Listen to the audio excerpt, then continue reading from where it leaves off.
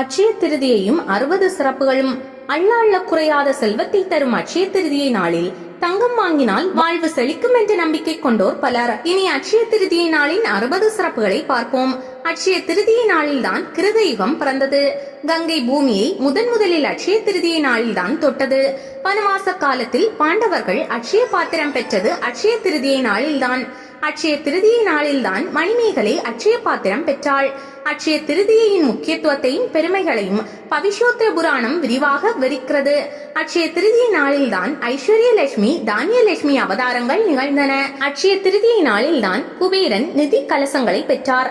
சிவபெருமான் அன்னபூரணியிடம் பிச்சாடனராக வந்து யாசகம் பெற்றது அட்சய திருதியை நாளில்தான். பராசக்தியின் ஒரு அம்சமான சாகம்பரி தேவி அட்சய திருதியை தினத்தன்றுதான் காய்கறி மூலிகைகளை உருவாக்கினார். அட்சய திருதியை நாளில்தான் விஷ்ணுவின் 6வது அவதாரமான பரசுராமர் அவதரித்தார்.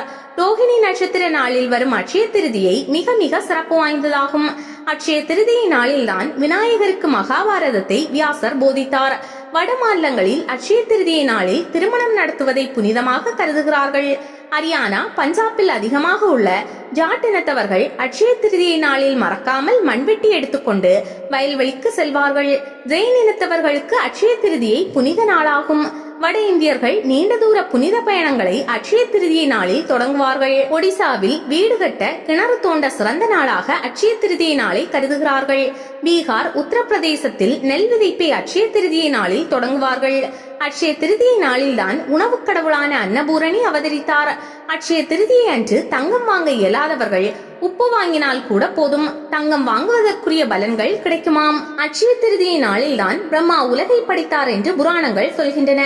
அட்சய திருதியை நாளில்தான் மதுரை மீனாட்சியை சுந்தரேஸ்வரர் மணந்தார் என்று புராணங்கள் சொல்கின்றன. அமாவாசைக்கு 3வது நாள். அட்சய திருதியை 3ஆம் எண்ணுக்கு அதிபதி குரு. இந்த குரு உலோகத்தில் தங்கத்தை பிரதிபலிக்கிறார்.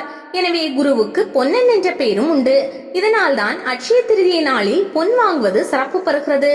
ஒரு தடவை சாபம் பெற்றதால் சந்திரன் தேய்ந்து அமாவாசை ஆகிவிட்டார். மனம் திருந்திய சந்திரன் அட்சய திருதியை நாளில் அட்சயவரம் பெற்றார். மீண்டும் அட்சய தினத்திலிருந்து வளரத் தொடங்கினார். அரிதான வேலையை சந்திப்பதை அலையப்ப யோகம் என்கிறது சாஸ்திரம். அட்சய திருதியை அலையப்ப யோகத்தில் சேரும். ஆகவே அரிதான அட்சய திருதியை தவறவிட்டால் பிறகு ஒருவரிடம் காத்திருக்க வேண்டும். அட்சய திருதிக்கு இன்னொரு காரணமும் சொல்வார். அதாவது அடிபடாத இரண்டாக உடையாத முழு அரிசிக்கு அட்சதை என்று பெயர். சாதம் என்றால் அடிபட்டு ஊனமாகாதது என்ற அர்த்தம் உண்டு. அட்சதையால் அட்சயனை மதுசூதனனை வணங்குவதால் அந்த திதிக்கு அட்சய திருதியை என்னும் பெயர் அமைந்ததாக சொல்கிறது புராணம். அட்சய திருதியை தினத்தை சமணர்கள் அட்சய தி என்று அழைக்கிறார்கள். ரிஷபதேவர் என்னும் தீர்த்தங்கரின் நினைவு நாளாக அட்சய திருதியை நாளை சமணர்கள் அனுசரிக்கிறார்கள். அட்சய திருதியை விரதத்தை முதலில் கடைபிடித்தவர் மகாதயன் என்ற வியாபாரி ஆவார். மகாலட்சுமியின் பரிபூரண அருளை ஒவ்வொருவரும் பெற வேண்டும் என்பதே அட்சய திருதியை பண்டிகையின் முக்கிய நோக்கமாகும். அட்சய திருதியை அன்று அதிகாலையில் நீராடி ஸ்ரீமன் நாராயணனின் நாமங்களை சொல்லி புதிய செயல்களை தொடங்க வேண்டும். குழந்தைகளுக்கு கல்வி கொடுக்கும் அட்சராய பியாசம் செய்யும் சடங்கு அட்சய திருதியை நாளில் செய்யப்படுகிறது.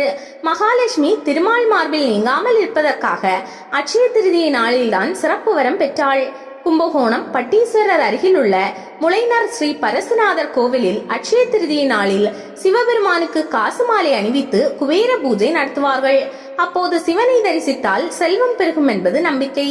தமிழ்நாட்டில் அட்சய திருதியை விழா திருப்பரங்குன்றம், திருசோற்றுத்துறை, விளங்குளம்ப கோவில்களில் சிறப்பாக கொண்டாடப்படுகிறது. அட்சய திருதியை தினத்தில் செய்யப்படும் பித்ரு தர்ப்பணம் பல தலைமுறைக்கு முந்தைய நமது மூதாதையர்களுக்கும் போய் சேரும் என்பது ஐதீகம். எனவே அட்சய திருதியை தினத்தன்று செய்யப்படும் பித்ருக்கடன் மிக முக்கியத்துவம் வாய்ந்ததாக கருதப்படுகிறது. வாசுதேவரை வணங்கி அன்னதானம் செய்வதும் கங்கையில் குளிப்பதும் அட்சய திருதியை நாளில் கூடுதல் பலன்களை தரும். மேற்கு வங்காளத்தில் அட்சய திருதியை நாளில் தான் விநாயகரையும் லட்சுமியையும் வணங்கி புது கணக்கு தொடங்குகிறார்கள். ஏழுமலையான் தன் திருமணத்திற்கு குபேரனிடம் கடன் வாங்கியதாக புராணம் சொல்கிறது. அவ்வளவு பெரிய பணக்காரரான குபேரன் அட்சய திருதியை நாளில் மகாலட்சுமி மனமுருகி வணங்கி செல்வத்தை பெருக்குவதாக ஐதீகம். எனவே அட்சய திருதியை நாளில் குபேரலட்சுமி பூஜை செய்வது செல்வம் தரும். அட்சய திருதியை தினத்தன்று அதிகாலை விஷ்ணு பூஜை செய்வது அளவிடற்கரிய பலன்களை தரும். அட்சய திருதியை தினத்தன்று செய்யப்படும் தானங்களில் அன்னதானம் மிக உயர்வாக கருதப்படுகிறது. அட்சய திருதியை அன்று லட்சுமி படத்திற்கு ஒரு முழம் பூ வாங்கி போட்டு மனதார பிரார்த்தனை செய்தாலே போதும். கனகதாரை நிச்சயம் உங்கள் வீட்டிலும் செல்வம் பெருக செய்வாள். அட்சய திருதியை தினத்தன்று மிருத்யுஞ்சய மந்திரத்தை எழுதி குழந்தைகளின் தலையணை அடியில் வைத்தால் கண் திருஷ்டி கழியும். அட்சய திருதியை அன்று வீட்டின் 4 மூலைகளிலும் சோழிகளை போட்டு வைப்பது மரபு. இது செல்வத்தை கொண்டு வரும் அம்சமாகும். அட்சய திருதியை தினம் சத்ரு சாந்தி பூஜைக்கு ஏற்ற தினமாகும். இதனால் எதிரிகளின் தொல்லை ஒளியும். அட்சய திருதியை நாளில் மிருத சஞ்சீவினி மந்திரம் ஜபித்தால் நோய்களின் வீரியம் குறையும். அட்சய திருதியை நாளில் சிவனே அன்னபூரணியிடம் உணவு பெற்றதால் நமச்சிவாய மந்திரம் அன்று முதல் சொல்ல தொடங்கலாம். பிறகு தினமும் 108 தடவை ஓம் நமச்சிவாய சொல்லி வந்தால் பார்வதி பரமேஸ்வரனின் அருள் கிடைக்கும்.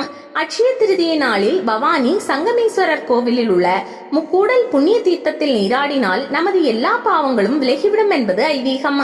கர்நாடக மாநிலத்தில் அட்சய திருதியை நாளில் பெண்கள் ஒரு மண்டபத்தில் கலசம் வைத்து அதில் கௌரியை எழுந்தருள செய்து சொன்ன கௌரி விரதம் கடைபிடிப்பார்கள். இதன் மூலம் பார்வதி தேவி தங்கள் வீட்டுக்கு வருவதாக நம்புகிறார்கள். அட்சய திருதியை நாளில் கும்பகோணம் மற்றும் அதன் சுற்றுவட்டார பகுதியில் உள்ள 16 பெருமாள் கோயில்களில் இருந்து 16 உற்சவர்கள் கருட வாகனத்தில் புறப்பட்டு கும்பகோணம் பெரிய தெருவில் ஒரு சேர அணிவகுத்து பக்தர்களுக்கு தரிசனம் தருவார்கள். அட்சய திருதியை நாளில் நெல், அரிசி, கோதுமை, தங்கம், பசுமாடு, வானகம், நீர்மோர், விசிறி, குடை போன்றவற்றை தானம் கொடுக்க சொல்கிறது பவிஷ்ய புராணம்.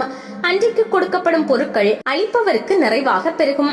அட்சய திருதியை நாளில் முன்னோரை நினைத்து எள்ளும் தண்ணீரும் அளித்து வணங்க வேண்டும் என்கிறது தர்மசாஸ்திரம். தண்ணீர் நிரம்பிய குடத்தை தானமாக தருவது சிறப்பு என்கிறார்கள். இதனை தர்மக்கடம் என போற்றுவர். அட்சய திருதியை நாளில் காலையில் எழுந்து நீராடி உணவு எதுவும் உட்கொள்ளாமல் கடவுளை வழிபட்டு தானம் அளித்து பிறருக்கு அன்னதானம் அளித்த பிறகே உணவை ஏற்க வேண்டும். இது மன தூய்மையையும் ஆரோக்கியத்தையும் ஏற்படுத்துகிறது. இதில் அறநறையும் சேர்ந்திருப்பதால் பிறவி பயனும் கிடைக்கிறது. அட்சய திருதியை நாளில் வசந்த மாதவாய நம என்று சொல்லி 16 வகை உபசாரங்களால் வசந்த மாதவனை வழிபடுங்கள். அட்சய திருதியை நாளில் ஆலம் நிலையில் மிருத்யுஞ்சய மந்திரத்தை ஜபித்து வியாபாரம் நடக்கும் கடையில் வைத்தால் வியாபாரம் பெருகும், எதிரிகள் தொல்லை நீங்கும்.